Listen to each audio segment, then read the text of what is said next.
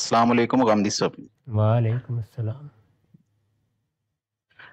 حدیثوں میں بیان ہوا ہے کہ نبی صلی اللہ علیہ وسلم اور صحابہ مٹی پر ہی سجدہ کرتے تھے اور مٹی کی ٹکیوں اور یا ٹھیکریوں کا بھی استعمال کرتے تھے۔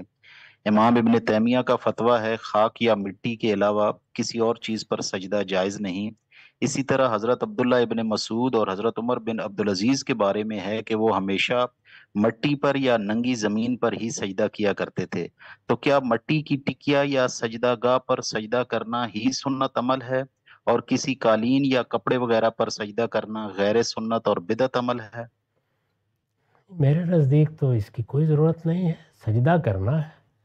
یعنی دین میں جو اعمال مقرر کیے گئے ہیں وہ اعمال آپ انجام دیتے ہیں۔ بعض اوقات لوگ ایک خاص صورتحال کو دیکھ کر اس کو عمل کا حصہ بنا لیتے ہیں۔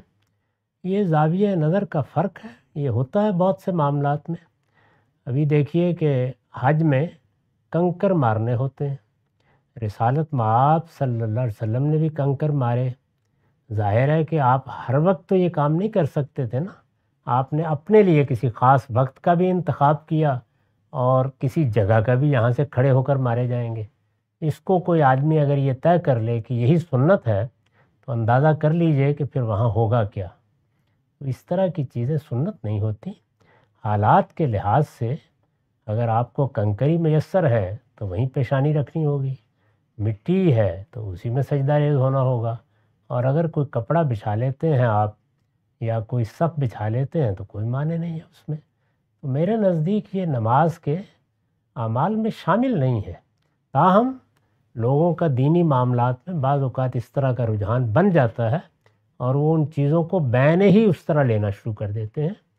سجدہ کرنا، رکوع کرنا، قیام کرنا، یہ نماز کے اعمال ہیں۔ سجدے کا مطلب ہی یہ ہے کہ آپ نے پیشانی اپنے پروردگار کے پاؤں میں رکھ دی ہے، اس کی حقیقت یہ ہے۔ اس کا اس سے کیا تعلق ہے کہ آپ نے کنکروں پر رکھی ہے یا آپ نے پتھر پر رکھی ہے؟